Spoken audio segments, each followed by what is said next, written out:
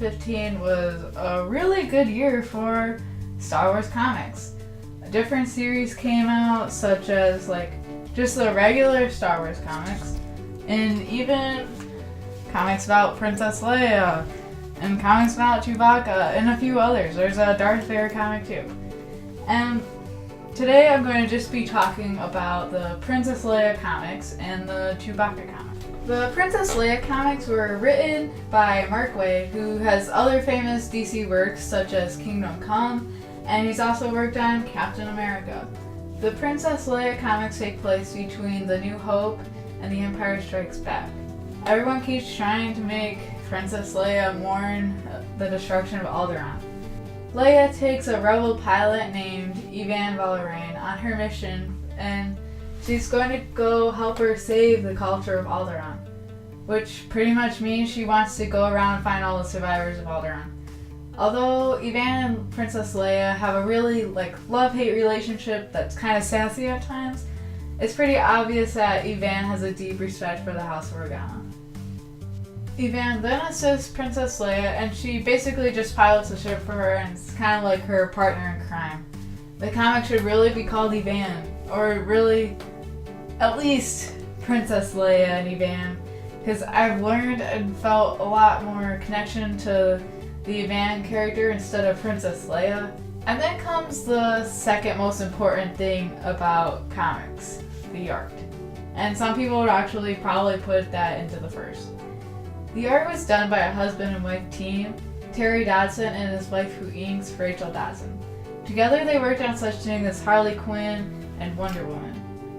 The cover art is great, which is usually the case. Personally, as an artist, I love cross-hatching for shading. It looks cool. As you go further in the comic, the more it gets sloppy.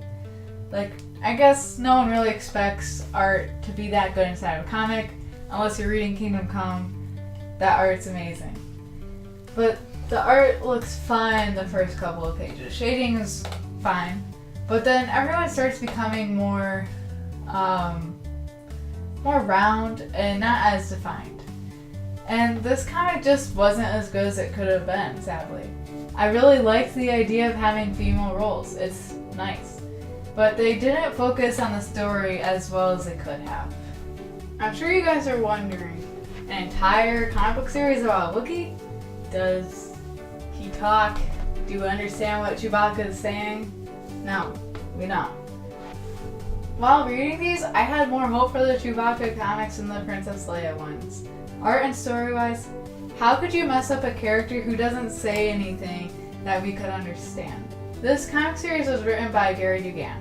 Gary has written tons of other comics, including even some of the Deadpool series.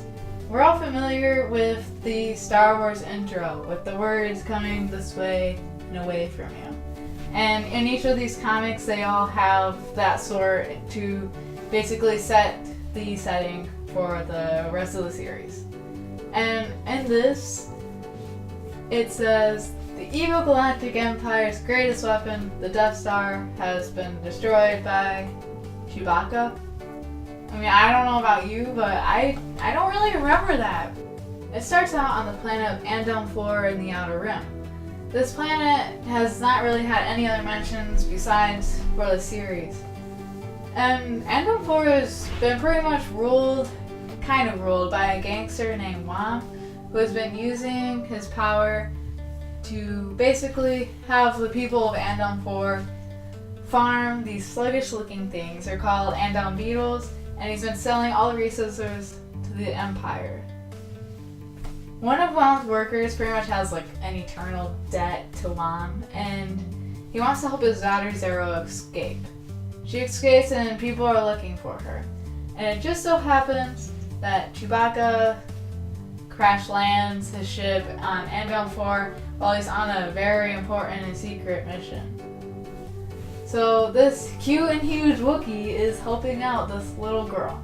And a really random but cool fact is it says Trouble in Ariush on her shirt. Anyways, Chewbacca and Zero embark on a mission to save her home planet Andom 4 before Wam basically sells it to the Empire. The art was done by Phil Nato, the artist for many other famous works including Black Widow and some Dark Horse comics. This art basically has a really digital and painted look. I really love it, especially the colors. It has a very a lot of pink, purple, and orange undertones. Basically every panel was done really well. And then comes my biggest complaint. Most comics have an ad in the beginning, middle, and end. That's kind of expected. But Marvel was not satisfied with this. They really wanted to jam-pack the ads into the comics.